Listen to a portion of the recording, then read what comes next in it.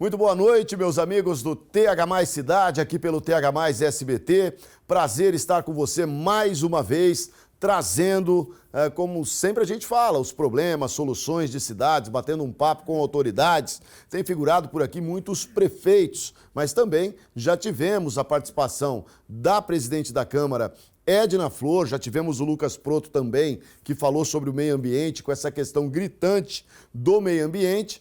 E hoje, de novo, a gente meio que sai aí do ambiente dos prefeitos e traz aquilo que assola não somente a comunidade de Araçatuba, mas também toda uma comunidade regional. Afinal, nós estamos falando da Santa Casa de Misericórdia de Araçatuba. Santa Casa que atende 40 municípios e não é incomum nós verificarmos em toda a imprensa, não só aqui no TH+ SBT, mas em toda a imprensa, né, os problemas recorrentes da Santa Casa. Hoje com foco mais na questão das crianças, né, que não tem vagas, discussão de vaga zero e que voltou, e aí parceria de município, estado, para que se possa resolver essa situação. Nós estamos recebendo hoje o Luiz Otávio Viana, que é superintendente administrativo do hospital, a Santa Casa de Araçatuba. Boa noite, Luiz Otávio. É um prazer receber você aqui. Prazer é todo nosso. E mais uma vez, já de antemão, agradecer o espaço, que é sempre oportuno, para esclarecer para a população uma angústia que hoje convive com a população nessa questão das crianças. É sempre bom a gente tratar desse tema para levar um pouquinho de tranquilidade, enfim, para a população de maneira geral. Você traduz como angústia e penso que é esse o sentimento e claro que hoje nós vamos falar mais especificamente das crianças, mas me parece, ô Luiz Otávio, que essa questão Santa Casa, principalmente a de Araçatuba, é sempre uma angústia. Você concorda com isso? Sem dúvida, acho que pelo papel que a Santa Casa desempenha na região, né? A Santa Casa é mais, eu digo sempre, é mais do que uma simples Santa Casa. A Santa Casa de Araçatuba ela é o hospital regional, né? Que abrange 40 municípios, uma população aí estimada perto de 1 milhão de habitantes. E é o único hospital que atende alta complexidade. Então, claro que isso representa uma apreensão para a população. Sempre que se anuncia qualquer dificuldade, qualquer momento mais complicado na Santa Casa, isso gera uma preocupação. Tá. Não só de governantes, não só das pessoas envolvidas diretamente com a questão da saúde, mas da própria população, que vê na Santa Casa o refúgio, né? No momento da necessidade eu vou recorrer à Santa Casa. Tá, então só para que fique muito claro, e é interessante, nós temos o alcance de 202 cidades, dessas 202, 40 cidades são atendidas pela Santa Casa. Isso, a região do DRS de Araçatuba. Tá.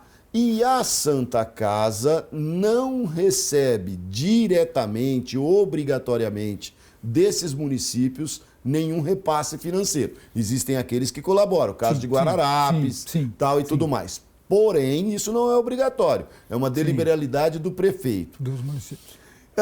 E aí, quando acontece esse tipo de problema, e aí vamos já entrar no foco das crianças, nós tivemos o Ministério Público que entra com uma ação pedindo, e a Justiça acatou, para que não venha mais criança na vaga zero.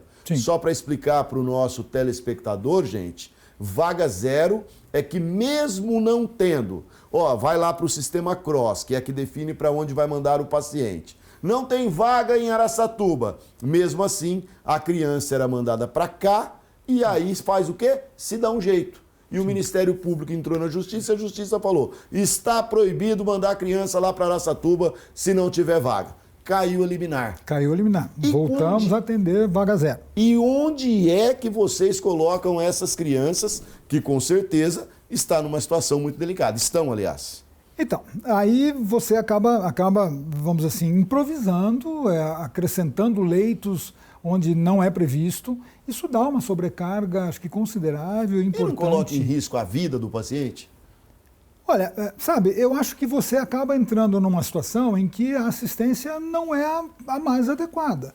Uma vez que você projeta, isso tudo é determinado por legislação, por normas técnicas. Para cada leito, você tem um determinado número de profissionais designados para assistir aquele leito. Então, tanto seja da enfermagem, da fisioterapia, médico, isso tudo tem parâmetros. Então, veja, o hospital está preparado e estruturado para atender aquele número de leitos. Então, eu tenho enfermagem, eu tenho todas as áreas, psicologia, nutrição, enfim, toda a equipe multidisciplinar ela é projetada, planejada para um determinado número de leitos. Quando você começa a exceder esse número de leitos, você começa... fácil supor o seguinte, bom, então eu tenho mais pacientes do que deveria para aquele número de profissionais. O que eu acho que não só um problema neonatal, um problema pediátrico. Sem dúvida. É um problema em todos os setores. De todas as áreas. Mas nós estamos com esse problema principalmente por causa da bronquiolite. Perfeito. E não seria, então, para a Santa Casa comemorar a decisão da Justiça e dizer assim... não vem mais pacientes, agora eles vão dar um jeito. Sim, mas parece que a Santa Casa brigou para que recebesse a vaga zero. Foi isso? Não. Na verdade, veja, quando houve a liminar da Justiça, não vem mais. Para nós foi um alívio. Alívio. Né, no sentido de que, bom, as crianças serão direcionadas para outras referências. A gente sabe que outras referências também têm demanda, sabe, maior muitas vezes do que a estrutura, mas nós estamos muito acima do nosso limite. Tá. Então isso para nós representou um certo alívio. E aí a briga, porque eu vi o procurador do município de Araçatuba, ou o secretário de Assuntos Jurídicos, brigando para que caísse a liminar. Foi o doutor Arthur, se não me engano. Mas aí, veja, esse foi um ato da prefeitura, do município. Prefeitura. Ah, não, então traz. Sim, porque, veja, também a prefeitura se viu numa situação complicada. Porque, veja, no pronto-socorro municipal, você começa a ter um acúmulo de crianças que precisam ser direcionadas. Normalmente, seriam direcionadas para a Santa Casa. No momento em que eu não posso receber vaga zero, eu não posso receber vaga zero de nenhum município. Nem de Araçatuba. Mesmo de Araçatuba. Tá. Então, isso se tornou um problema também sério, grave, para o município. Então, no meu entendimento, tudo bem? Eu acho que o município fez o que ele tinha que fazer. O município tem que, no mínimo, bom, eu vou ter que tentar derrubar essa liminar, já que uma outra solução não existe. Certo. Então, entrou lá com um agravo e conseguiu derrubar a liminar. E aí vocês são obrigados a partir daí eu sou obrigado a atender, não só os de Araçatuba, mas também dos outros municípios. Eu fico pensando, Luiz Otávio, no desespero da família que tem uma criança cometida por uma patologia e aí fala assim, ó, seu filho vai agora para o hospital. Tá lá no pronto-socorro, ó, vou levar o seu filho lá para o hospital. Ah, mas o hospital não é daqui. Quais as cidades que foram direcionadas essas crianças? Olha, naquela fase eu sei que foram crianças para São José do Rio Preto, teve criança que foi para Marília, para Bauru. O que a família faz, meu Deus do céu? Para Bauru, inclusive. O que a família faz? Pois eu imagino. Por outro lado também, não é, Marcos, acho que a gente tem que perceber o seguinte, dificilmente você vai ter em todos os municípios todas as condições para atender a saúde. Né? Então, eu acho que mais do que nunca a regionalização é importante. Então, você tem que fazer um programa regional e as pessoas têm que entender que elas vão se deslocar. Tá. Eu não consigo eu digo, seria o melhor dos mundos se nós morássemos num local onde eu tivesse numa esquina um INCOR, um Instituto Nacional de Cardiologia, um Instituto Nacional do Trauma, mas não é assim que acontece, é impossível recurso para manter essas estruturas. Em meio a esse caos que continua, Sim. porque nós vamos falar aí que vocês, em parceria até com o município de Araçatuba, Perfeito. estão adequando a questão para 10 leitos a mais, sim. né? Em meio a esse caos, o que é que a personagem principal falou a respeito, que é o governo do estado? Então, diante dessa situação, né, as crianças passam a ser agora encaminhadas através do CROSS. Então, o CROSS é quem vai designar. O Estado, vamos dizer assim, ok, num primeiro momento cumpre a liminar e aí começa a direcionar essas crianças para onde consiga vaga. Como houve essa ação do município, no sentido de derrubar essa liminar, não houve tempo de haver uma manifestação do Estado. O Estado, naquele momento, cumpria a decisão judicial e o CROSS ficava tentando realocar essas crianças. No momento em que houve a queda da liminar e volta as crianças para a Santa Casa, houve uma necessidade na Santa Casa. A Santa Casa precisou efetivamente abrir um espaço e colocar ali 10 leitos para abrir uma unidade respiratória. Veja, isso é decisão da Santa Casa. Diminuindo a ala adulta, então. Aumenta para criança, diminui adulto. Parte dos leitos. Ou seja, um cachorro adultos, correndo atrás do próprio rabo. Não tenha dúvida. Tá. Para liberar espaço para atender a criança, eu preciso reduzir o espaço que eu tinha para adulto. Pois é. Né? Aliás, isso nós começamos até para abrir a nova UTI. Porque, veja, tem um plano já de abrir uma nova UTI com 10 leitos, então para uma UTI de 10 leitos de pediátricos, e aí ficaríamos com 20 leitos neonatal. Isso já estava acordado, definido, o plano de trabalho colocado junto do DRS, quando a Prefeitura, então, diante desse quadro, se dispôs a Prefeitura, com um recurso próprio, o recurso do Mais Médicos, mas que seria destinado ao município. A Prefeitura, então, abriu mão de parte desse recurso, dizendo, olha, eu vou bancar a adequação do espaço físico. Ok, R$450 mil.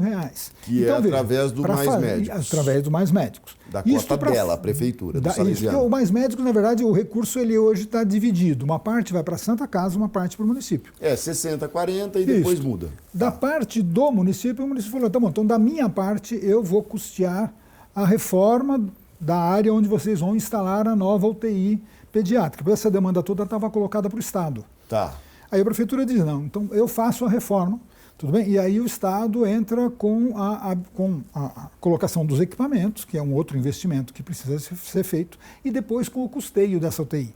O Estado. O Estado. Com o custeio. Aí que o Estado, que aí vai ser o que vai importar mesmo. É o que habilita o leito, e aí eu tenho uma UTI habilitada e funcionando normalmente. Show. Nesse meio tempo, é que começa a agravar essa demanda por bronquiolite, por síndrome respiratória aguda grave. Então, veja, não há tempo de esperar essa UTI nova. Ela está em reforma, nós começamos a reforma agora segunda-feira. Tá. Né? O prazo previsto é de 20 a 30 dias ficar pronta a estrutura física.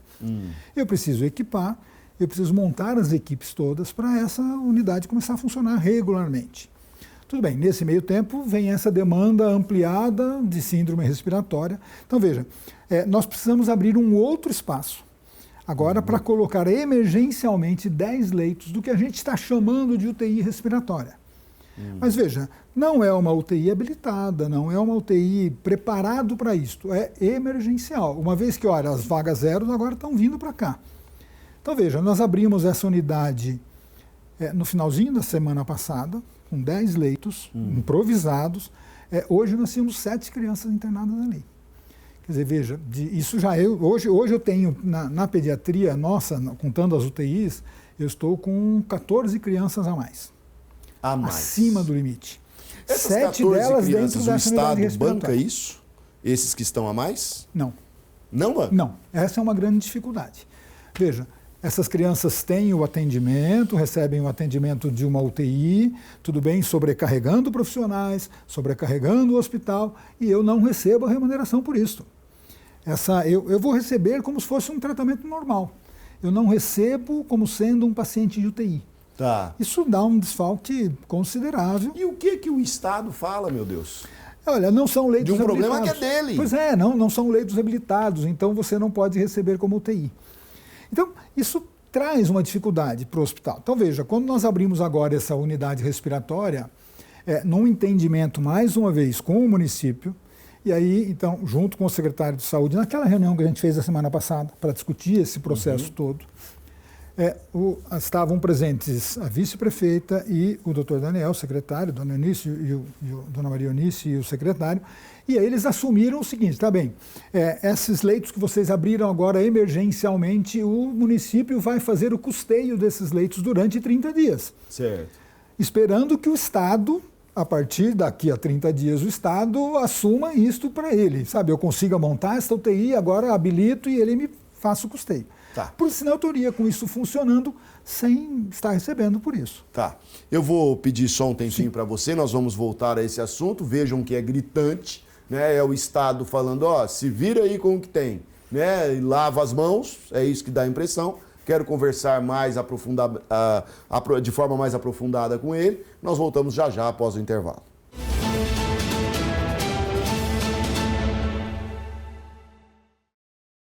Nós estamos de volta com o TH+ Cidade, recebendo o Luiz Otávio Viana, que é o superintendente administrativo da Santa Casa. Uma situação caótica e que atinge, sim, 40 municípios que são atendidos pela Santa Casa de Misericórdia de Araçatuba. Nós terminamos o primeiro bloco, ele dizendo simplesmente que eles improvisaram, porque não tinham o que fazer, improvisaram leitos de UTI para receber crianças, 10 leitos, 7 já estão ocupados de forma improvisada. E eles não recebem por isso.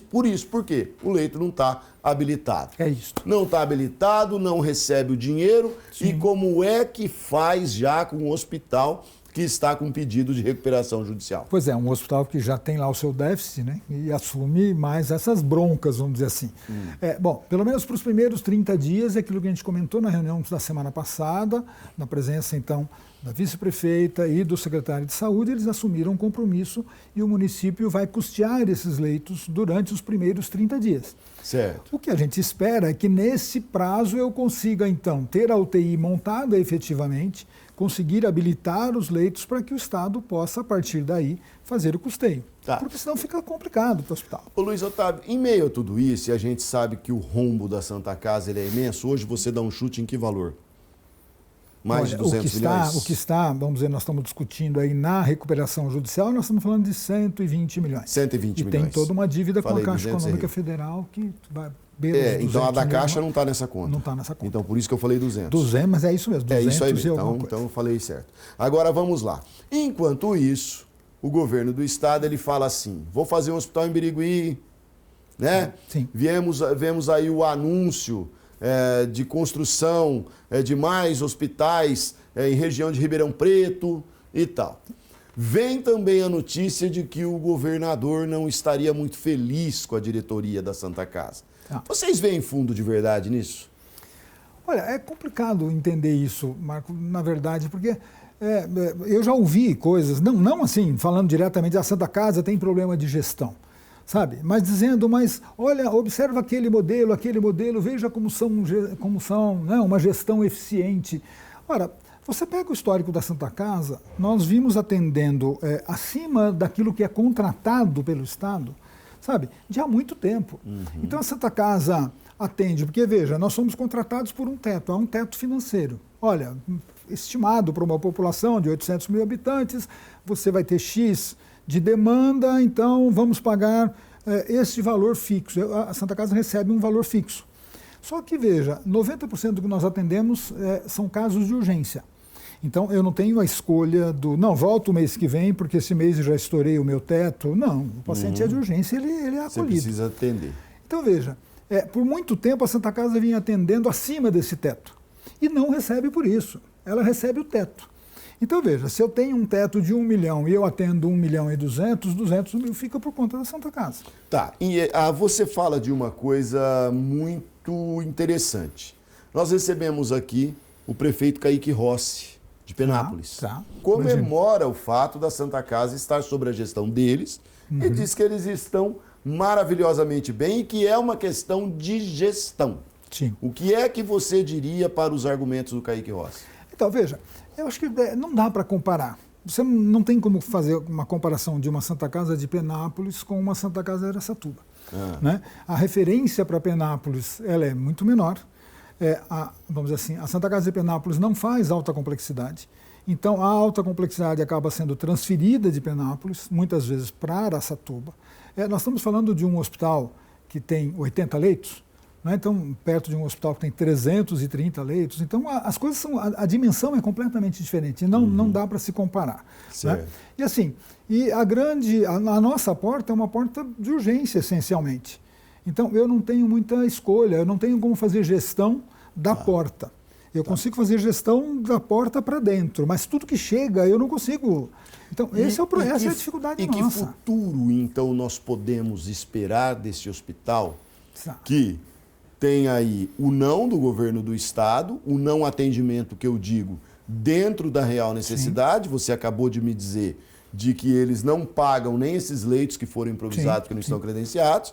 Que futuro que nós podemos esperar e que tipo de esperança nós podemos dar a essa população de 40 municípios? Olhando pelo lado da Santa Casa, qual é a perspectiva, qual é o futuro que a gente imagina.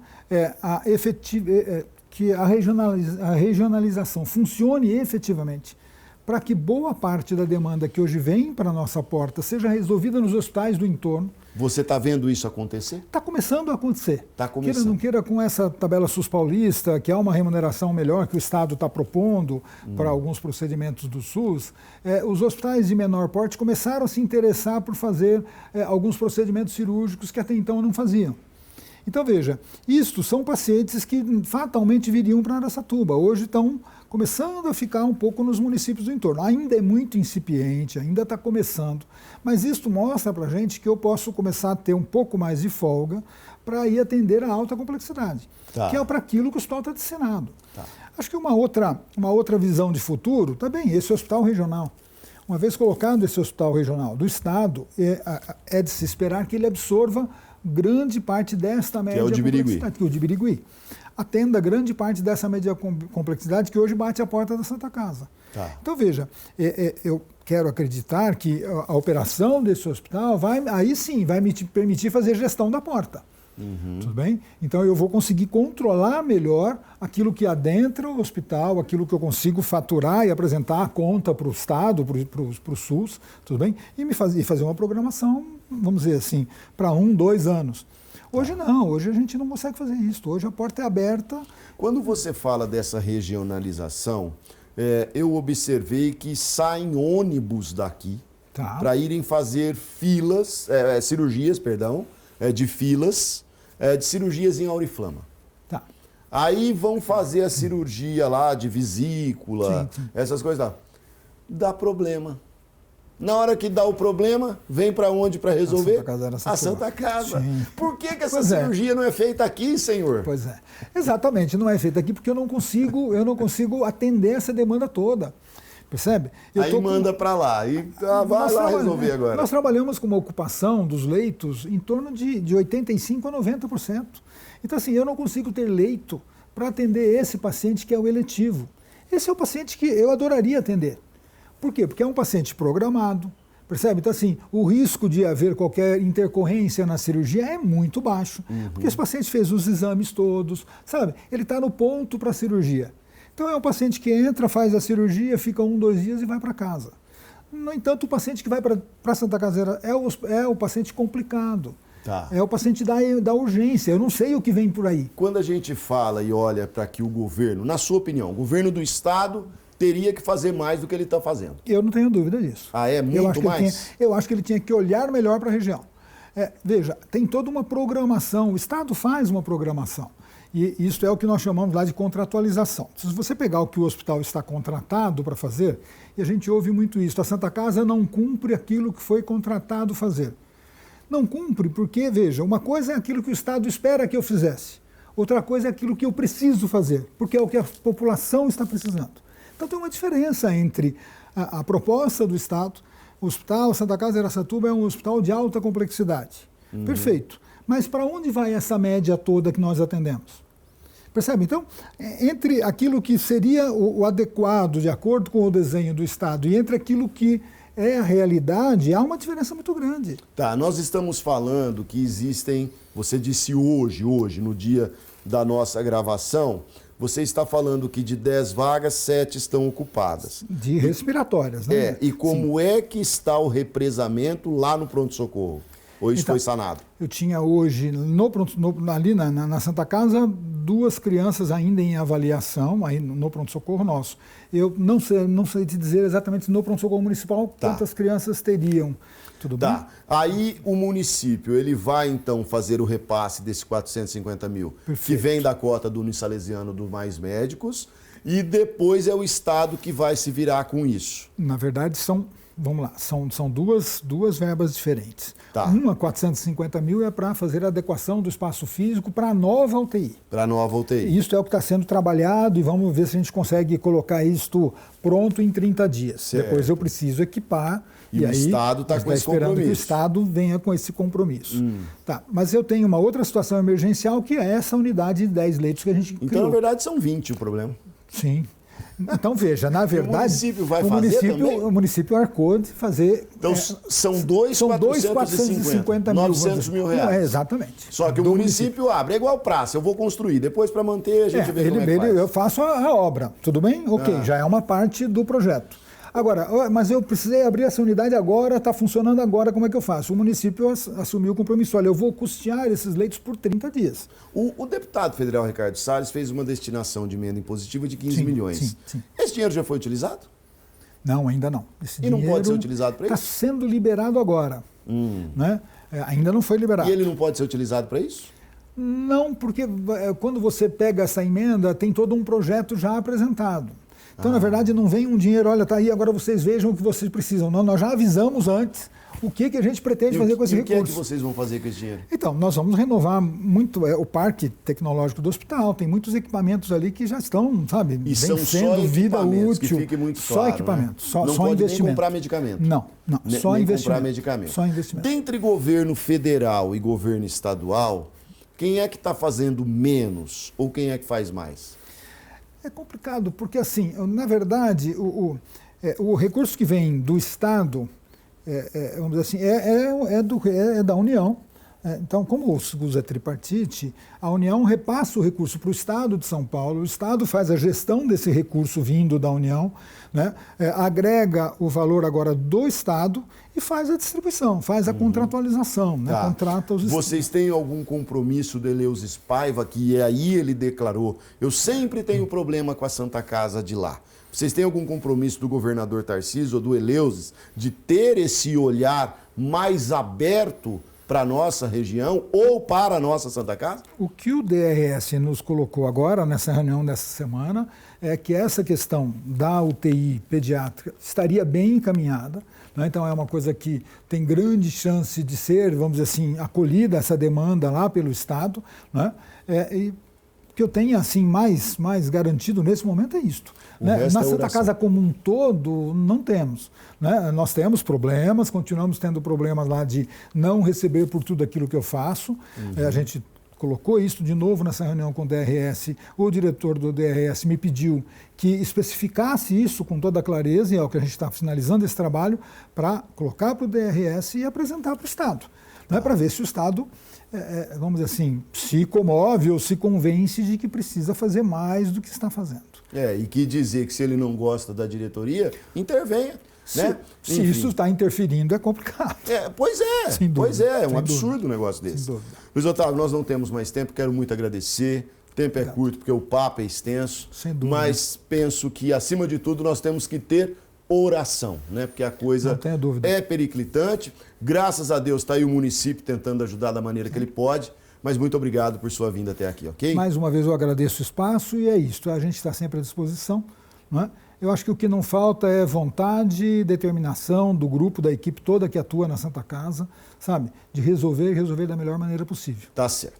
Gente, esse Luiz Otávio Viana, gritante, temos mesmo que ter esperança, deixar o nosso pessimismo para dias melhores, como diz o Frei Beto. Boa noite para vocês e até o próximo programa.